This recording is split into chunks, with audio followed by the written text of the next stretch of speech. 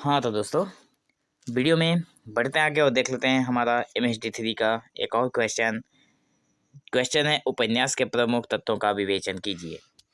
बहुत ही इम्पोर्टेंट है क्योंकि उपन्यास के तत्व जानना बहुत ज़रूरी है, क्योंकि आप लोगों का जो ये जो बुक है उसका नाम ही है उपन्यास स्वरूप और विकास। ठीक है ना। तो उपन्यास के तत्व के बारे में अगर हम बात करें तो उपन्यास के प्रमुख तत्वों का विवेचन करते हुए यह स्पष्ट होता है कि किसी भी उपन्यास की सफलता उसके विभिन्न घटकों पर निर्भर करती है।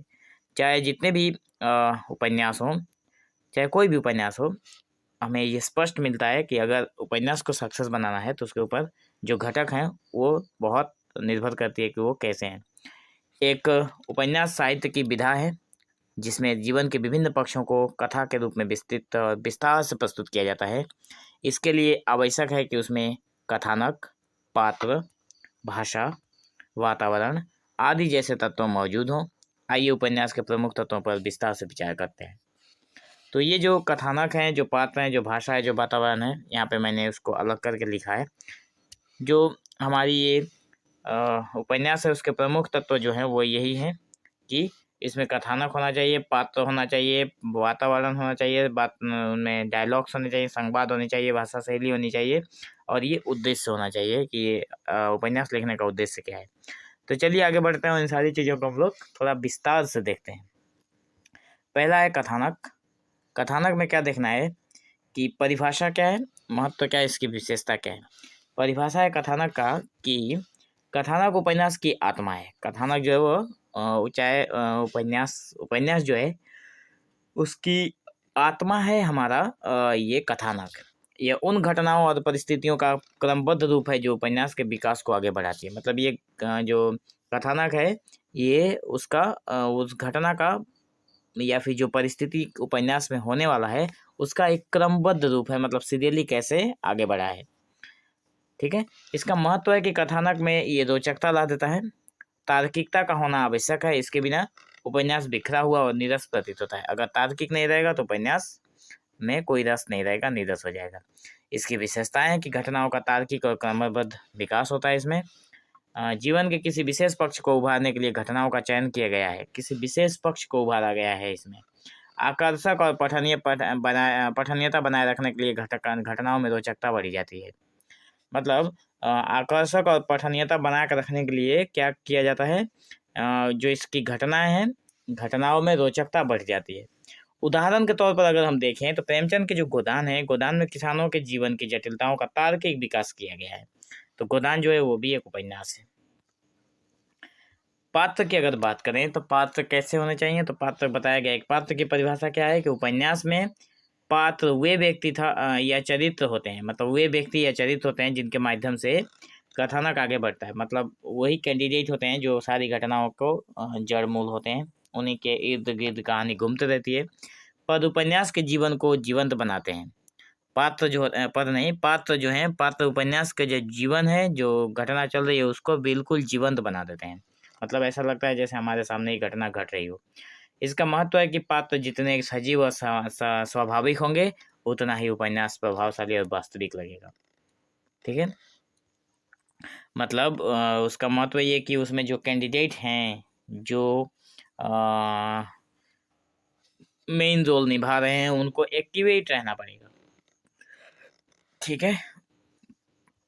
आगे इसके प्रकार को, पात्र के प्रकार के ऊपर बात करें तो मुख्य पात्र होता है, वो उपन्यास की कहानी इन्हीं के इर्द गिर्द घूमती रहती है। जैसे होरी गोदान में मुख्य था, होरी था गोदान का मुख्य कैंडिडेट, तो उसकी कहानी आगे, इसी के आगे पीछे कहानी घूमती रहती है। गौण पात्र भी होते हैं, ये पात्र के सहायक होते हैं, कथा को विस्तार देते हैं, बढ़ा चढ़ा कर सारी चीज़ों को इधर उधर ले जाकर बढ़ाते हैं। विकसित पात्र होता है, समय के साथ इनका चरित्र बदल जाता है या विकसित हो जाते हैं, तो विकसित पात्र भी है। स्थिर पात्र भी होता है, कोई ऐसा है जो कभी साथ नहीं छोड़ता, तो जो कथा के अंत तक एक ही रूप में रहते हैं। कथा से पहले, कथा की शुरुआत से लेकर कथा के अंत तक जो व्यक्ति एक ही रूप में रहता है वो हो गया स्थिर पात्र। ठीक है। और जो विकसित हो जाते हैं, थोड़ा बदल जाते हैं, वो हो गए विकसित पात्र। उदाहरण के तौर पर अगर हम बात करें तो गोदान में जो होरी है और धनिया जो है वो स्वाभाविक और जीवन पात्र है। चंद्रकांता में तिलिस्मी पात्र अधिक काल्पनिक होते हैं। तिलिस्मी तो मतलब जादू टोने वाली दुनिया। वातावरण की अगर बात करें तो परिभाषा क्या है कि वातावरण उपन्यास में समय, स्थान और परिस्थिति का बोध कराता है। ये कथानक और पात्रों का अनुरूप होना चाहिए। कथानक और पात्रों का अनुरूप होता है हमारा वातावरण। वातावरण जो है समय, स्थान, परिस्थितियों के बोध कराते हैं। महत्व क्या है कि वातावरण पाठकों को घटनाओं के साथ जोड़ता है और कथा को वास्तविकता प्रदान करता है। मतलब जो महत्व है इसका कि वातावरण क्या है, जो घटना होती है उसको वास्तविकता के साथ जोड़कर उसको आगे बढ़ाता है। प्रकार है कि सामाजिक वातावरण होता है। वातावरण के भी प्रकार हैं, तो सामाजिक वातावरण, प्राकृतिक वातावरण, आर्थिक और सांस्कृतिक वातावरण, जिसमें सामाजिक में उपन्यास जिस समाज की पृष्ठभूमि पर लिखा है, जहाँ पे जिस पृष्ठभूमि को उपन्यास समाज नहीं, जिस उपन्यास को समाज की जो पृष्ठभूमि पर लिखा गया है उस पृष्ठभूमि को उसमें जगह देना। घटनाओं के बीच का प्राकृतिक सौंदर्य या प्रकृति का चित्रण होता है। उपन्यास के समय का आर्थिक और सांस्कृतिक और धार्मिक संदर्भ भी हमें देखने को मिलता है। उदाहरण के तौर पर जो हमारे प्रेमचंद हैं उनके उपन्यास में ग्रामीण जीवन का जो चित्रण हमें या फिर जो वातावरण देखने को मिलता है, ठीक है। भगवती वर्मा के जो चित्र लिखा है जिसमें ऐतिहासिक और सांस्कृतिक वातावरण हमें देखने को मिलता है। संवाद क्या है, तो संवाद की परिभाषा की अगर हम लोग बात करें तो परिभाषा है कि पात्रों के बीच बोले गए शब्द, उनके विचारों और व्यक्तियों के संवाद कहा जाता है। जो दो लोगों में बातचीत होती है तो आप लोगों को पता ही है। महत्व हो गया संवाद उन उपन्यास के पात्रों के स्वभाव, विचार और परिस्थितियों को स्पष्ट करने में सहायक होता है कि उसका महत्व क्या है। विशेषता जो है वो बताती है कि स्वाभाविक और परिस्थितियों के अनुकूल होता है। पात्रों के चरित्र के अनुरूप होना चाहिए। पात्रों के चरित्र जो है वो अनुरूप होना चाहिए, मतलब एक दूसरे से अलग होना चाहिए, मतलब उसका अनुरूप नहीं, उसका मेल जोल होना चाहिए। कथा को आगे बढ़ाने में सहायक होता है हमारा उसकी विशेषताएं हैं जो कथा को आगे बढ़ाने में हमारी सहायक होती है। उदाहरण के तौर पर अगर हम बात करें तो प्रेमचंद के जो कफन है, कफन के पात्रों में संवाद उनके जीवन की गरीबी और सोच को उजागर करते हैं। तो यह यहाँ पर जो कथानक उदाहरण है ना, जैसे संवाद होता है, तो यहाँ पे संवाद जो है, अगर संवाद नहीं होगा तो कहानी में नया ट्विस्ट देखने को नहीं मिलता है। या फिर चाहे कोई भी कहानी, उपन्यास भी तो कहानी है, क्योंकि उपन्यास के अंदर भी एक कहानी की तरह ही सारी चीज़ें चलती रहती है। भाषा शैली जो है वो है कि उपन्यास की भाषा जो है और शैली जो है वो माध्यम है जिसके द्वारा कथानक और पात्रों को प्रस्तुत किया जाता है। चाहे कोई भी कथानक हो या फिर कोई भी पात्र उसको प्रस्तुत किया जाता है भाषा के माध्यम से ही, क्योंकि वो भाषा ही बोलेगा।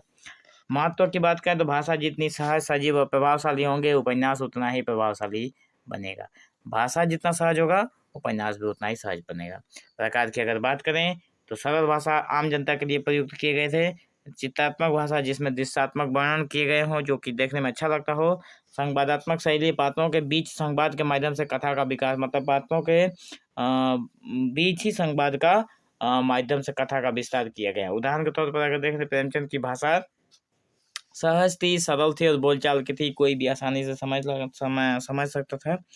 कोई भी गरीब या फिर किसान जो भारतीय परिप्रेक्ष्य में थे उनको ये कहानी या फिर उनकी कहानी, उपन्यास, सारी चीज़ों को समझने में कोई दिक्कत नहीं होती है। देवकीनंदन खत्ते की भाषा तिलिस्मी उपन्यासों में रोचक है। तिलिस्मी उपन्यासों में देवकीनंदन खत्ते की भाषा में देखने को मिलती है। इसका उद्देश्य क्या है कि परिभाषा जो है, इसका उद्देश्य का परिभाषा क्या है कि उपन्यास का उद्देश्य लेखक के दृष्टिकोण और समाज को नए दिशा के संदेश पर आधारित करना है। नए दृष्टिकोण और समाज को दिए गए संदेश पर आधारित होता है। महत्वपूर्ण है, उद्देश्यपूर्ण उपन्यास समाज को दिशा देने का कार्य करते हैं। जो कि उद्देश्यपूर्ण उपन्यास है वो समाज को दिशा देने का कार्य करते हैं। इसके प्रकार हैं मनोरंजन और सामाजिक सुधार इसका प्रकार है। यथार्थ चित्रण भी इसमें देखने को मिलता है। ऐतिहासिक या सांस्कृतिक पुनरुत्थान भी है। उदाहरण के तौर पर अगर हम लोग बात करें तो प्रेमचंद का गोदान जो है किसानों के साथ शोषण को उजागर करता है और भगवती वर्मा का जो चित्रलेखा नैतिकता और अमर्यादित जीवन पर विचार प्रस्तुत करता है। तो ये हो गया हम लोगों का यहाँ पे उद्देश्य हमारा इस प्रश्न के उत्तर को जो हम लोग समझ रहे थे। तो उपन्यास के ये जो निष्कर्ष के तौर पर हम लोग देखेंगे कि उपन्यास के जो ये प्रमुख कथानक, पात्र, वातावरण जो प्रमुख तत्व हैं वे एक साथ मिलकर इसे प्रभावशाली और पाठकों को आकर्षित करने योग्य बनाते हैं। मतलब ये सारी चीज़ों की मिलावट होती है तभी जाकर उपन्यास हम लोगों का अच्छा लगता है पढ़ने में, नहीं तो नीरस हो जाएगा। सफल उपन्यास वही होता है जिसमें ये सभी तत्व संतुलित रूप से उपस्थित हो, मतलब कुछ ज़्यादा भी नहीं और कम भी नहीं। इन तत्वों के माध्यम से उपन्यास जीवन का सजीव चित्रण प्रस्तुत करता है और पाठकों को मनोरंजन के साथ साथ सामाजिक और नैतिक संदेश भी देता है। तो हम आशा करते हैं कि आप लोगों को वीडियो अच्छा लगा होगा।